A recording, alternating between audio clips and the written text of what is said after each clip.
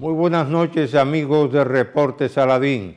Aquí estamos como cada sábado a las 8 de la noche, de 8 a 9 de la noche, para hacer análisis y comentarios del más alto interés nacional. Y por supuesto, dentro de esa historia reciente, muy especialmente porque un solo periódico, El Caribe, recordó el martes 13 de enero de este año 2026, en la página 14, lo que fue el terremoto del vecino país de Haití, en el cual fallecieron unos 200,000 personas y quedaron sin hogar unos 2 millones de personas sin hogar en una situación. Y ustedes se harán la pregunta, ¿y dónde estaba el embajador Saladín en esa fecha 10 de enero del año 2010? Bueno, yo estaba en Washington como embajador de la República Dominicana y tan pronto supe de la información sobre el temblor que había afectado a Haití en una escala 7, me dirigí a la embajada de Haití en la Massachusetts Avenue, dicho sea de paso, y ahí me encontré con que el embajador Raymond Joseph estaba fuera de la embajada y me pedía, mediante una comunicación telefónica, que se habían suspendido las comunicaciones con Haití y que era con carácter de urgencia, que se necesitaban unos 6 teléfonos satelitales para establecer comunicaciones con Haití. Inmediatamente llamé al canciller de la República en esa oportunidad, que lo era el ingeniero Carlos Morales Troncoso, Dios lo tenga en gloria, fallecido, y traté de comunicarme con él. Él estaba llegando al aeropuerto de New York y le transmití el mensaje de la necesidad urgente de 6 teléfonos satelitales para poder restablecer las comunicaciones de la Embajada de Haití con el gobierno de Haití. Y no es una casualidad si quiere verse, como que un solo periódico, El Caribe, el martes 13 de enero del año presente 2026, en su página 14, mencionó precisamente, a diferencia de todos los otros medios de comunicación, mencionó el terremoto que había ocurrido en Haití y los 200,000 muertos y millones sin hogar que habían quedado en el vecino país. Independientemente de la movilización que se produjo a nivel internacional en relación con la situación de ese terremoto que había afectado al país más pobre de la región, porque la historia de Haití son 200 años, dicho sea de paso, 200 años, donde independientemente del rol jugado por ese país en cuanto a la eliminación de la esclavitud, de hecho, quien les habla, desde los años que estuvimos en el Canal 9, Color Visión, participando en el noticiero de la noche, establecido por el doctor Fabio Arroa, uno de los fenómenos que ocurría en República Dominicana a nuestro regreso después de estar en diferentes misiones diplomáticas en Europa, es que no había noticieros en la noche. Y el doctor Fabio Herrera Arroa le alquiló una hora a Poppy Bermúdez y ahí se organizó lo que fue ese noticiero de Mundo Visión, el cual estaba dirigido por Fran Arredondo, Nelson Guillén como director y con la participación nuestra como analista de temas económicos y financieros. Pues bien, una vez que movilizamos la opinión pública en Washington en relación con la tragedia que había sufrido el vecino país. Hay que destacar que ya en esos años en la televisión yo venía recomendándole a la República Dominicana que publicase anualmente un libro verde, así lo llamábamos, un libro verde sobre todo lo que hacía la República Dominicana en favor del vecino país, Haití, y muy especialmente, dada la campaña permanente que lamentablemente del lado de Haití se mantenía una opinión muy crítica sobre la República Dominicana debido al tema de los braceros.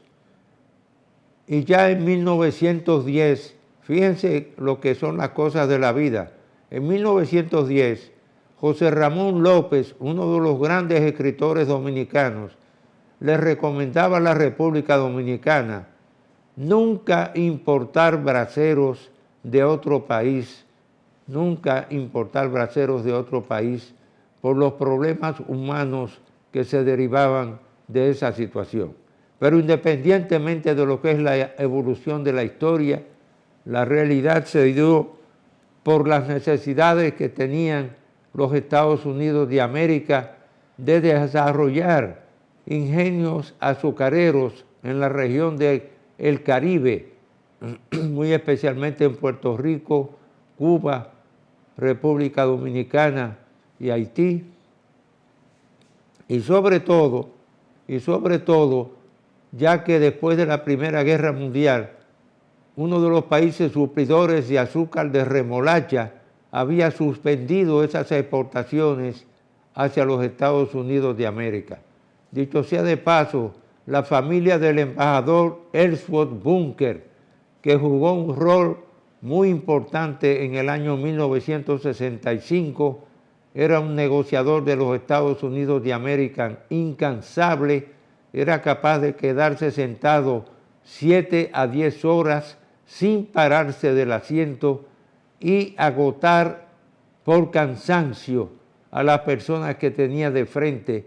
Pero desde el siglo XIX, la familia del embajador Ellsworth Bunker había sostenido en New York negocios del azúcar de importación, y por eso sus relaciones con América Latina y el Caribe, y de ahí comenzó esa relación que luego se benefició él como diplomático de las relaciones que tenía con varios de los países de América Latina productores de azúcar. Pero hay que destacar que por esas coincidencias de la vida, esa recomendación que yo he venido haciendo a lo largo de mi vida, de que se prepare un libro verde sobre todo lo que hace la República Dominicana en beneficio de Haití, independientemente del rol jugado por el Centro Dominicano de Promoción de Exportaciones a partir de 1971 y su creación con el director ejecutivo de entonces, el ingeniero Fernando Periche Vidal, que en paz descanse, Dios lo tenga en la gloria. Independientemente, hay que mencionar que el embajador de Haití también era un economista graduado de Wharton, Ramón Joseph, y quien les habla había mantenido una relación personal con él, muy especialmente porque él había entrevistado, cuando era columnista de Wall Street Journal, había entrevistado al ingeniero Carlos Morales Troncoso cuando era vicepresidente ejecutivo de el Central Romana Corporation en esa época. Y muy especialmente, gracias a que, independientemente de quién canalizó la sugerencia hacia los oídos del expresidente Leonel Fernández Reina. El hecho es que hubo una reunión extremadamente importante, independientemente de la reunión del 31 de marzo del año 2010, organizada por las Naciones Unidas en New York. Vino esta reunión que se celebró en Punta Cana el 2 de junio del año 2010, donde ustedes pueden ver este libro que publicó precisamente el entonces presidente Leonel Fernández Reina en 3 idiomas, español, inglés y francés, sobre un compromiso con Haití, Cumbre Mundial sobre el futuro de Haití, solidaridad más allá de la crisis, donde se describen, dicho sea de paso, se describen todos y cada uno de los capítulos que abarcaba esta publicación: compromiso solidario con Haití, intervenciones de dignatarios y otros representantes de gobiernos y entidades, eje del desarrollo económico, eje de ordenamiento y desarrollo territorial, eje de desarrollo institucional, eje de desarrollo social y recuperación cultural y artística, sesión de clausura, declaración, compromisos asumidos por las naciones y organismos participantes. Ahí se puede ver cómo en esa reunión del 2 de junio del 2010 en Punta Cana, precisamente con esta publicación en 3 idiomas, yo había solicitado una cantidad de ejemplares para gestionar con esa cantidad de ejemplares, pero finalmente conseguí con la hija de Rudy González, que trabajaba conmigo en la Embajada de República Dominicana en Washington, D.C., conseguí unos 13 ejemplares, le envié uno al presidente de los Estados Unidos de América, uno al presidente de, no recuerdo si Cámara de Representantes o el Senado de los Estados Unidos, y un tercer tomo me quedé yo con él, que es este tomo que está aquí acompañándome en el día de hoy. Gracias a la experiencia de Estado que tenía ya acumulada el expresidente de la República, Leonel Fernández Reina, quedó recogido en ese libro la participación del enviado especial de las Naciones Unidas, el expresidente Bill Clinton, enviado especial para los asuntos de Haití, independientemente de la participación del presidente de Haití en Punta Cana, precisamente René Préval, del primer ministro Belerive, como también de una serie del secretario general de la OEA, la vicepresidenta del gobierno español y una serie de personalidades que participaron en dicho evento celebrado en Punta Cana el 2 de junio de 1910. Ahí salieron a relucir que el costo de la reconstrucción de Haití estaría estimado en alrededor de 10.300 millones de dólares, y países como los Estados Unidos de América, habían hecho compromisos por aportar montos realmente impresionantes. Tanto es así que gran parte de los terrenos que rodeaban a Puerto Príncipe fueron utilizados, terrenos esos propiedad de una de las familias más ricas de Haití, la familia Acra, una fortuna hecha a base de mucho trabajo y lucha, dicho sea de paso. Y el gobierno de Venezuela, había uno de los rumores que se regó en la situación de Haití, es que el gobierno de Venezuela había adquirido el último inventario de casas de campaña para ubicar en terrenos que eran propiedad de la familia Acra en Haití a gran parte de la población que habían quedado alrededor de unos 2 millones de haitianos sin hogares, independientemente de que el propio Palacio Nacional de Haití se había hundido y destruido. Gran parte del personal de la MINUSTAD había desaparecido y fueron los camiones del ingeniero Manuel Estrella, por mera coincidencia, quien había ganado un concurso para realizar unas obras de carreteras en Haití, los que limpiaron las calles de Puerto Príncipe en esa situación. Hoy en día, uno de los propietarios del periódico El Caribe es el ingeniero Manuel Estrella, junto con Felito García, dicho sea de paso. Y por eso el periódico El Caribe fue prácticamente el único que recordó ese 12 de enero del 2010, el terremoto de Haití, que causó unos 200,000 muertos y dejó a millones, a unos 2 millones sin hogar. Hacemos una breve pausa y retornamos en unos instantes.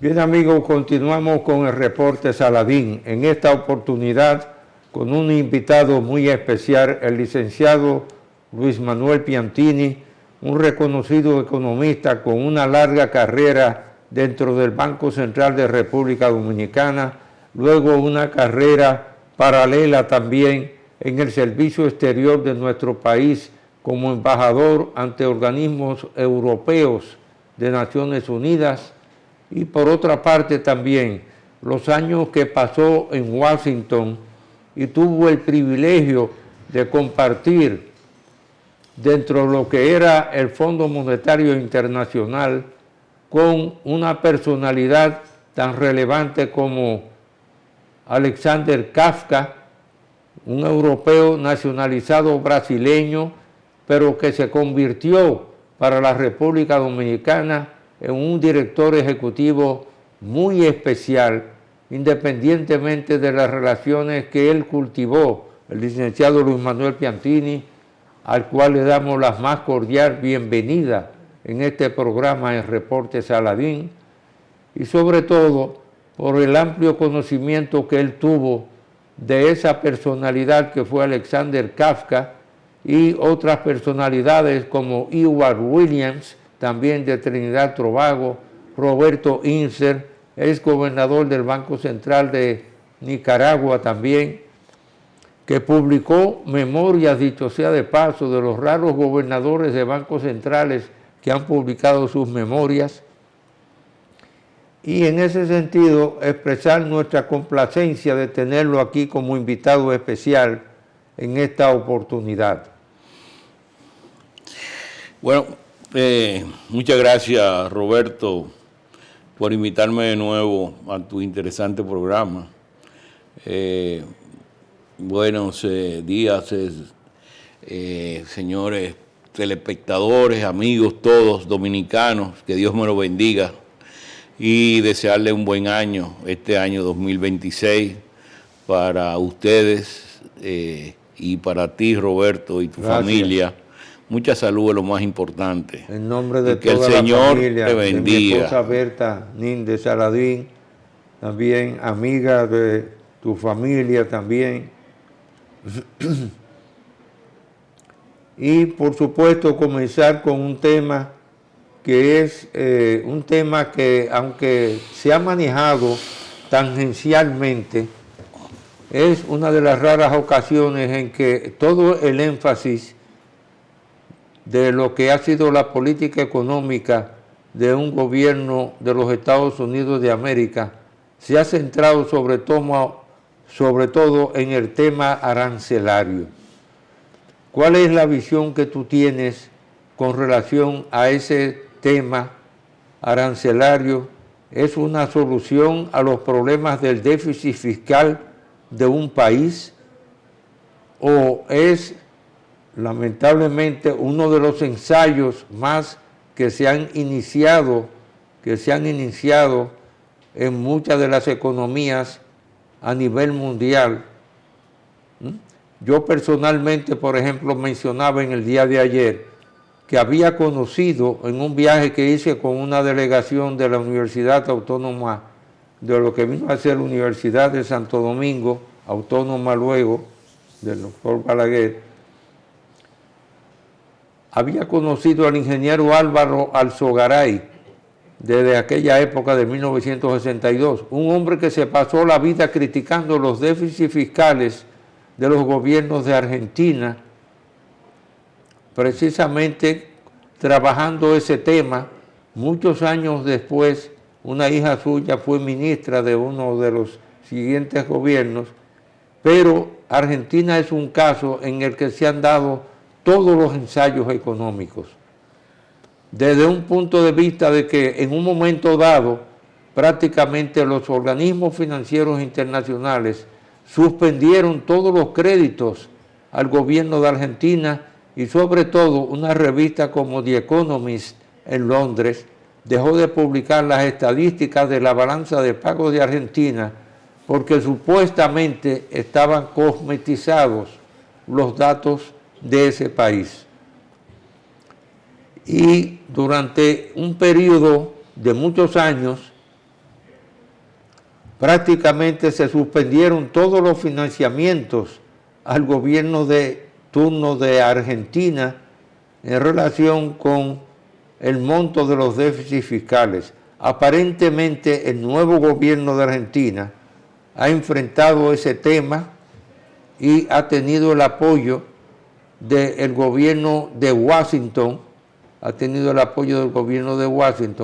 en relación con la eliminación del propio déficit que tenía el Banco Central de Argentina. Y muy interesante, Roberto. Y antes de comenzar, se me había pasado, quisiera darle mi más sentido pésame a Rosana Ruiz,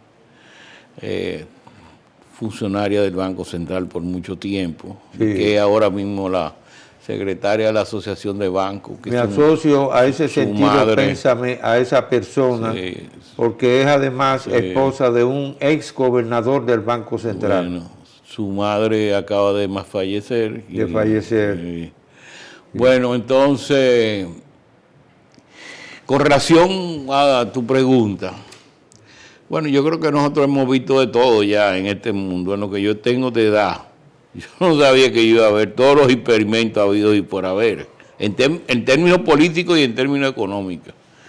Yo creo que el único experimento que nosotros no hemos visto, porque bueno, llegamos tal, fue el que hicieron las misiones, que fue un tipo de comunismo hecho por los jesuitas allá entre Paraguay, Brasil, y que crearon ahí un sistema económico y de vivencia comunal interesantísimo. Pero cosas similares se han dado ya en el mundo y repetitivo en algunos casos de ellos. Indiscutiblemente que el tema del arancel es muy importante.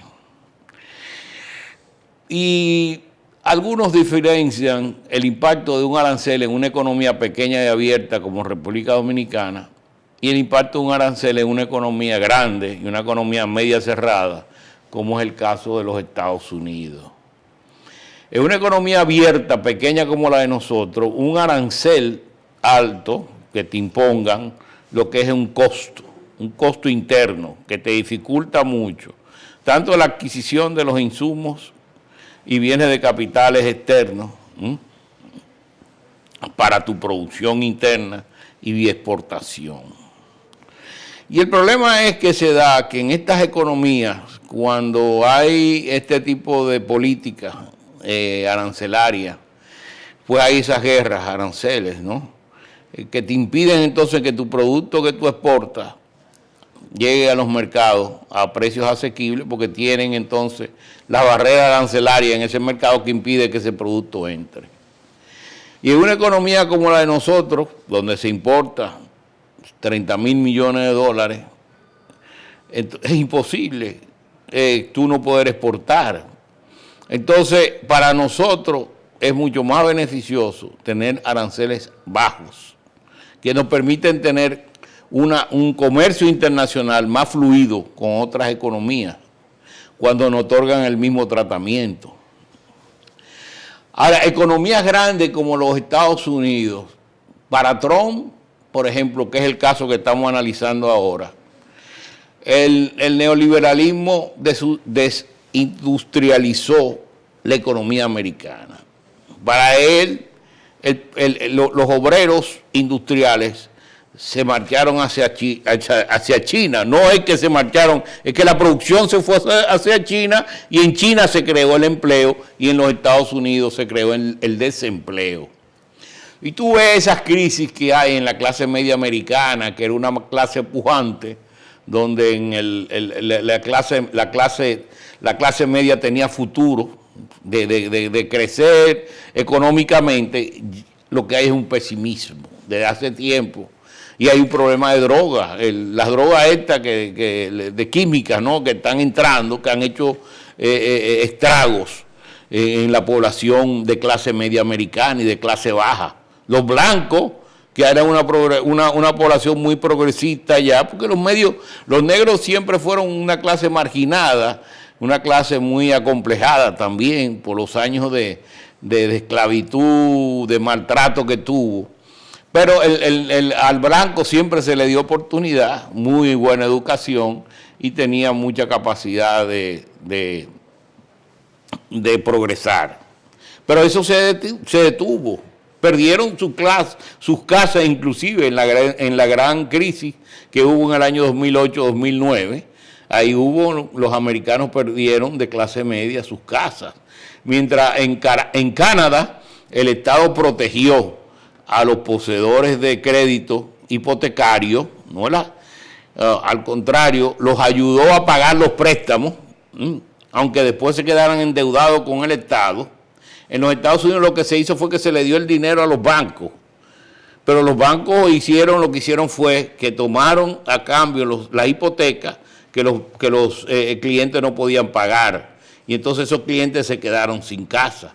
Mientras que en Canadá, fíjate como un cambio de política, porque el recurso al final va al banco, pero en uno el que se beneficia únicamente es el banco, y en el otro se beneficia también el deudor, porque el Estado asume la deuda del deudor, le paga al banco a través del deudor y el banco se capitaliza, que era lo que querían los americanos, capitalizarlo después de la crisis bancaria.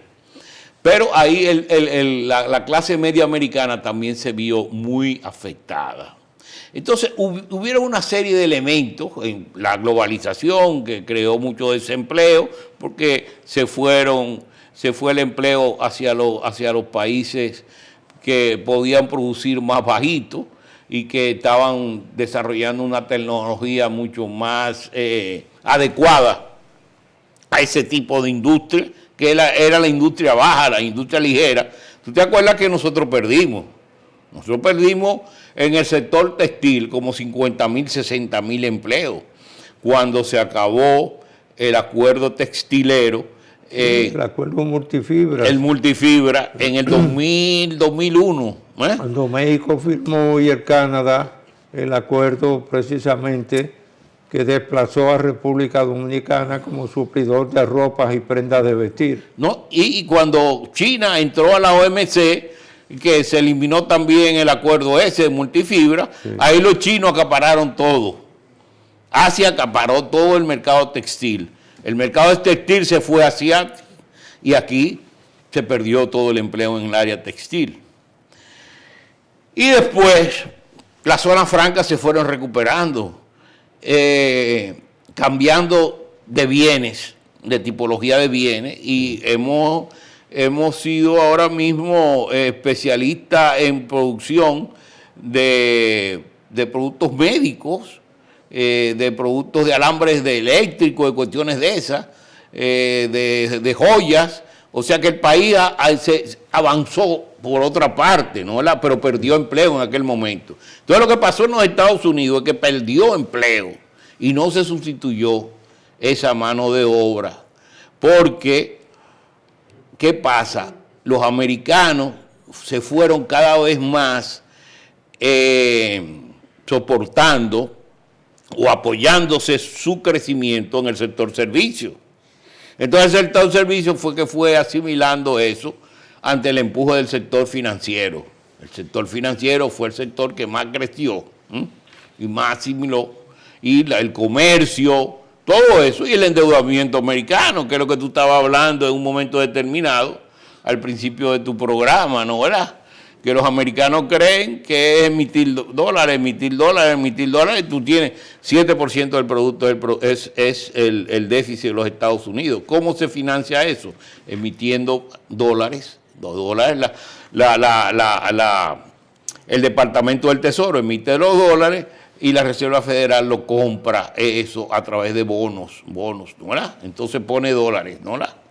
Eso compra el Departamento del Tesoro, los bonos, ¿no? Del Tesoro, y la Reserva Federal lo compra y pone dólares en manos del gobierno, y con eso se financia. A mí me tocó vivir en Francia en el periodo que tuve en la misión ante la embajada y ante la UNESCO en Francia, la actitud del general Charles de Gaulle, cuando en un momento dado pidió públicamente al Tesoro norteamericano que a cambio de los petrodólares que él tenía acumulados, ya que le entregaran lingotes de oro físico, y prácticamente el Tesoro norteamericano pues le dijo que no. En esa época el general de Gaulle, que era un hombre de mucho carácter, se retiró de la OTAN, y el periódico el Le Monde tituló ese momento como la política de la silla vacía en la OTAN, porque el general de Gaulle se retiró de la OTAN en ese momento. Pero vamos a hacer una breve pausa y vamos a retornar en unos instantes para continuar este diálogo, recordando muchos de los capítulos de la historia económica contemporánea.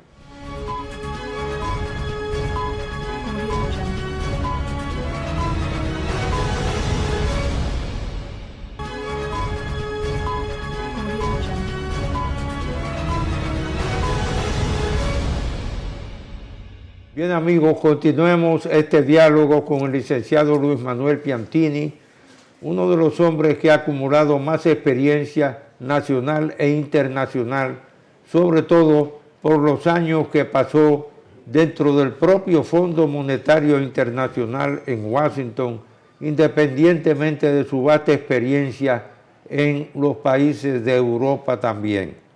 Y en ese sentido, volvemos a retomar el tema, porque nosotros fuimos testigos, sobre todo, de lo que fue la historia económica de la creación frustrada en 1947 de la Organización Mundial del Comercio, cuando por primera vez se hizo una tentativa dentro de Naciones Unidas de crear la Organización Mundial del Comercio, y debido a la abstención de uno de los poderes en esa época, de uno de los países más importantes, luego miembro del Consejo de Seguridad a partir de 1945, y es de ahí que se ponen de acuerdo tanto los Estados Unidos de América como Inglaterra para crear el Acuerdo General de Aranceles, Aduaneros y Comercio, más conocido como el GATT.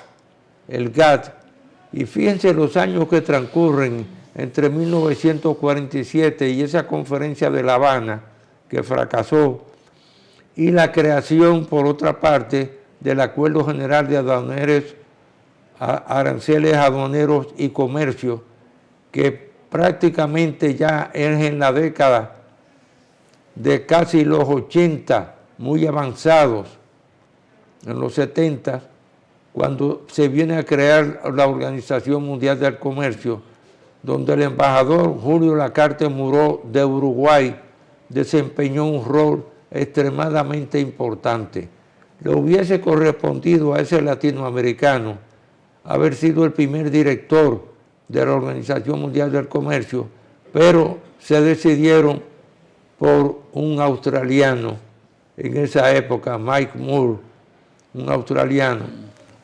El ministro y entraron en juego, por supuesto, las relaciones internacionales y todos los cambios que se produjeron en la economía mundial en ese periodo. Sí, el ministro de Comercio de Australia, pero tú hablabas de lo de Gaulle, ¿no? ¿Verdad? Eso fue propio del déficit, de déficit fiscal norteamericano, que se financió con lo que estábamos hablando, la emisión de dólares, ¿no? Que circulaban alrededor del mundo. Entonces el mundo se fue llenando de dólares y la gente no sabía qué hacer con los dólares. Y De Gaulle dijo, bueno, pero ven acá, yo me voy a quedar sin el oro que está respaldando el dólar, entonces dame mi oro. Y los americanos se pusieron a calcular lo que tendría que dar del dólar, todo el oro, y no le alcanzaba. Que eso es lo que está pasando ahora, Roberto. Por eso es que tú ves esa caída en el valor del dólar. Pero íbamos con relación al problema, ¿no?, de los aranceles. En economías grandes como la norteamericana, te funciona aranceles un poco elevados, porque te crea un mercado, tiene un mercado interno muy fuerte. El comercio exterior en los Estados Unidos representa alrededor de un cuarto.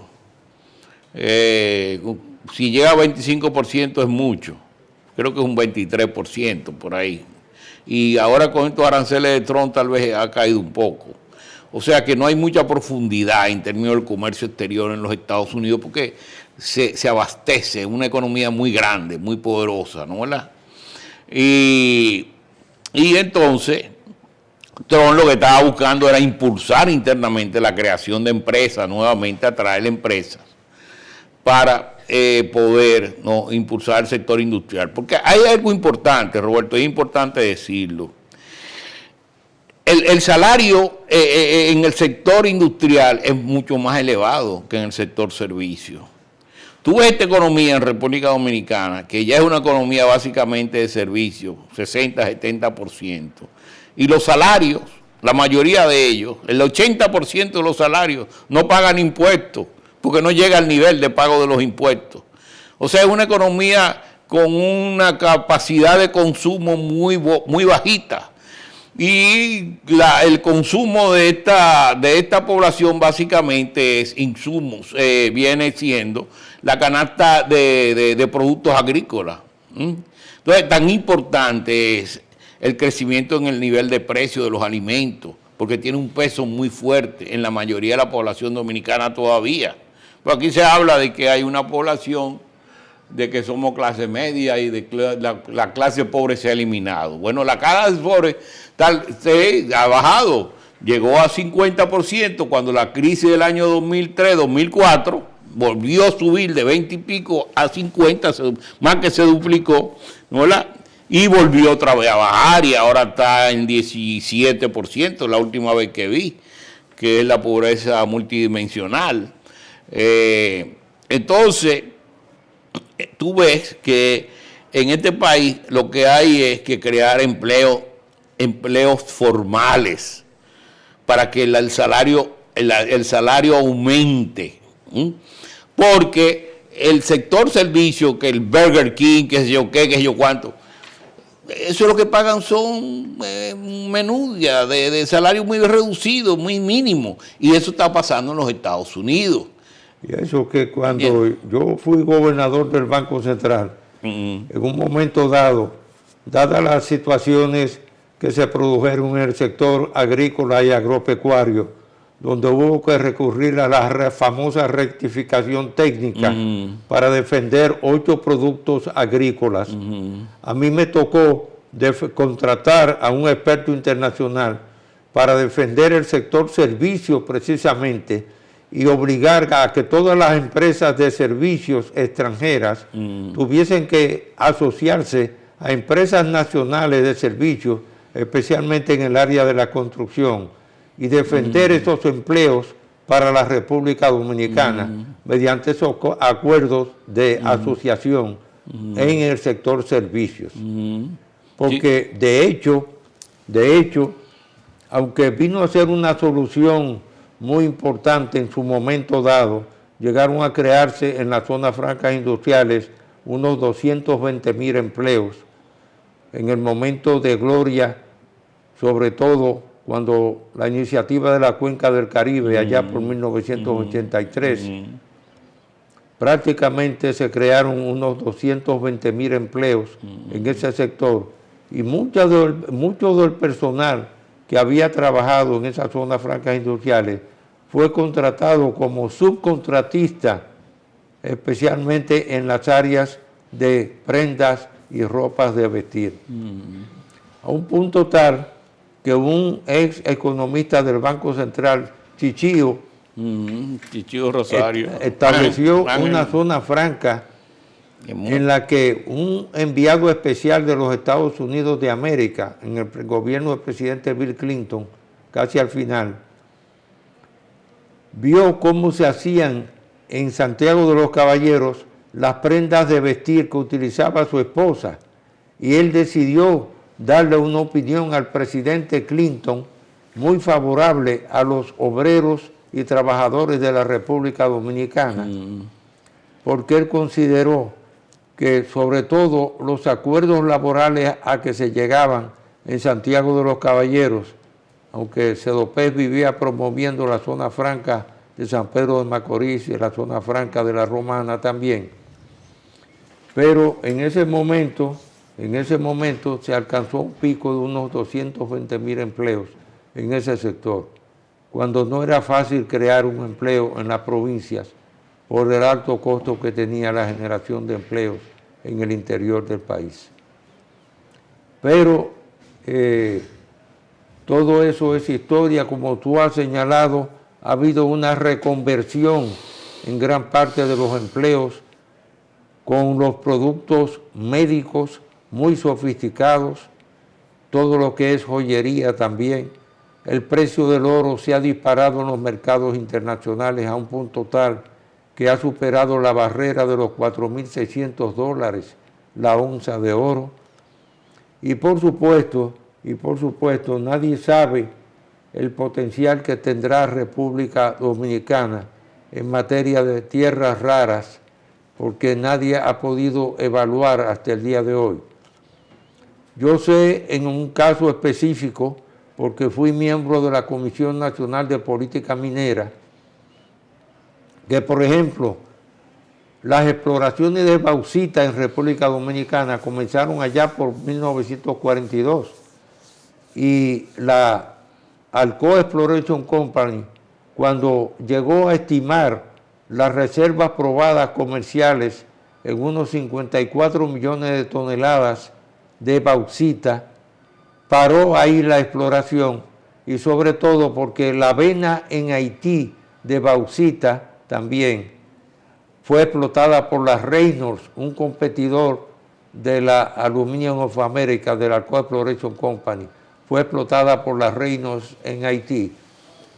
Y nunca se supo realmente, bueno, después que se retiró la Alcoa Exploration Company de República Dominicana, aunque siempre necesitaba la piedra caliza, porque uno de los factores más importantes en la conversión de la alúmina necesita un volumen muy importante de piedra caliza también, para importarlo a la refinería que está en Point Comfort, en Texas. Y en esos años, luego llegó un momento en que se retiró debido al impuesto que le estableció la Asociación Internacional de la Bauxita a la extracción de bauxita en las islas del Caribe. Y ahí entonces las empresas norteamericanas se retiraron de las islas del Caribe y se concentraron en Brasil para la extracción de bauxita y en países del África. Pero todo eso es historia del pasado, y volvemos de nuevo al tema de lo que es la realidad de que una camisa norteamericana tiene un precio de alrededor de, hecha con algodón de calidad, tiene un precio de alrededor de $80 y muy diferente a lo que son los productos de otros países del Oriente, donde esa misma camisa es ofertada a precios relativamente muy bajos. De vaca muerta, como dicen por aquí. Pero bueno, esas son las situaciones que están dando ahora mismo en el comercio internacional. No, y por eso tuve esa reacción de Trump de volver otra vez a reindustrializar la economía norteamericana, de traer y aumentar los empleos en la parte industrial. Yo creo que en los Estados Unidos, fíjate, él hace mucho énfasis en la cantidad de recursos que ha acumulado en términos de captación de impositiva por los aranceles. Sí. Creo que vi que eran 600 mil millones de dólares los otros días, algo así. Una cosa que no, y uno ve como el déficit comercial de la balanza comercial de Estados Unidos se ha ido, sube y ha ido reduciéndose. No, ha caído bastante ahora. Ha caído bastante. Ahora, el gran problema que tiene Trump ahora mismo es que la Suprema Corte de Justicia norteamericana puede echarle atrás el decreto que hizo de los aranceles, porque esos aranceles no fueron impuestos a través del Congreso, no fueron leyes, sino fueron decretos. Entonces lo han cuestionado y hay inclusive empresas que llevaron el caso a los tribunales y estos casos están llegando a la Suprema. Entonces Trump dice ahora mismo que si la Suprema se decide a declararlo ilegal, va a tener que devolver toda esa cantidad de dinero y que eso va a quebrar al Tesoro norteamericano. Y que todas esas empresas que se están instalando ahora en los Estados Unidos, por los incentivos que ha creado para que se produzca en los Estados Unidos, ahora esas empresas van a perder muchos miles de millones de dólares y pueden demandar al gobierno norteamericano por ese motivo. Ese es un pleito que tiene ahora ahí adentro. Tú sabes que el tiempo en televisión pasa muy rápido y yo le pido excusas al público por la voz un poco afónica que tengo, pero ¿cómo tú ves la perspectiva de crecimiento en el presente año para la República Dominicana, donde el potencial de crecimiento es de alrededor de un 5%, pero ya el propio gobernador del Banco Central, en su discurso con motivo del aniversario del Banco Central el año pasado, comentaba que el año pasado la economía dominicana había crecido hasta el mes de septiembre-octubre alrededor de un 2.3%. ¿Cómo tú ves las perspectivas en el 2026 de crecimiento? ¿Volveremos a crecer alrededor del potencial de crecimiento de un 5%? Mira, que el año pasado el crecimiento fue alrededor del 2.2%. No es un mal crecimiento tampoco. Hay países, por ejemplo los Estados Unidos crecerán 2%, pero bueno, los Estados Unidos, que es una economía bastante grande, un crecimiento de un 2% es importante. Sí. Ahora tú me dices una economía pequeña como esta, que necesita más dinamismo para asimilar su mano de obra creciente y además tiene un endeudamiento externo que es necesario pagarlo con ingresos. Y si se cae la economía no hay ingreso fiscal y hay un problema, ¿tú entiendes? Entonces yo creo que este año va a ser mejor que el año pasado, indiscutiblemente. La situación se ve más despejada, aun cuando tenemos el problema en el Caribe, que eso crea geopolíticamente cierta incertidumbre. Pues yo creo que sí, que la economía va a responder. Independientemente de eso, las oportunidades que tiene el país, y especialmente con el flujo de capitales extranjeros hacia República Dominicana, nos permite prever un mayor crecimiento económico. Quiero darte las más expresivas gracias, desearle al pueblo dominicano muchas bendiciones del Señor también, y por otra parte darte las más expresivas gracias por esta oportunidad de sostener un diálogo contigo. Bendiciones para todos y sobre todo me despido con esa frase del inmortal de la literatura española cuando decía en 1936 Miguel de Unamuno: a mí me duele España, a mí me duele la República Dominicana. Que Dios los bendiga a todos y hasta el próximo sábado.